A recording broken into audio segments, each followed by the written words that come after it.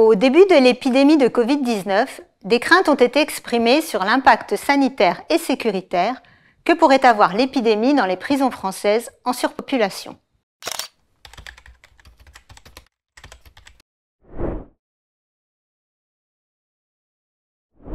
Les directions de l'administration pénitentiaire et de la protection judiciaire de la jeunesse étaient peu préparées pour affronter une crise de cette ampleur. Elles ont pourtant réussi à assurer l'essentiel de leur mission. Dans les prisons, la continuité du service a été assurée, mais elle a nécessité des adaptations. L'administration pénitentiaire a accéléré les sorties de détenus condamnés à des peines légères et de ceux qui présentaient les meilleures chances de réinsertion. Avec la diminution de l'activité des tribunaux et donc des condamnations, cette politique a eu pour effet de diminuer le taux d'occupation des établissements pénitentiaires, qui est passé de 116% avant la crise à 97% au 1er juillet 2020. C'est ce qui a facilité la mise en œuvre des mesures sanitaires. Les interactions des détenus avec le monde extérieur, notamment leurs familles, ont été limitées et grâce au dialogue déployé par les fonctionnaires dans les établissements, cela n'a pas provoqué de troubles majeurs. En milieu ouvert, c'est-à-dire pour les peines effectuées hors de prison et les remises en liberté conditionnelle, les services ont accordé une priorité au suivi des personnes les plus vulnérables. La direction de la protection judiciaire de la jeunesse, quant à elle, a fortement réduit ses activités de suivi éducatif et d'insertion, ainsi que son travail d'aide à la décision des magistrats.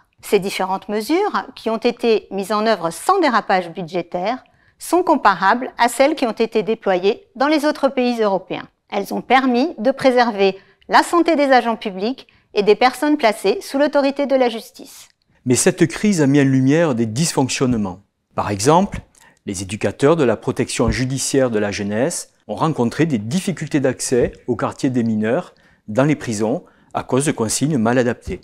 Autre exemple, les services chargés des déplacements de détenus étaient mal coordonnés avec les juridictions pénales. De même, au cours du premier confinement, les services de la protection judiciaire de la jeunesse ont souffert de l'interruption des missions de l'éducation nationale dans leurs établissements. Ils ont également souffert du ralentissement des activités de formation professionnelle qui sont pourtant essentielles à la réinsertion des jeunes. Par ailleurs, le réseau de la médecine de prévention a été peu présent.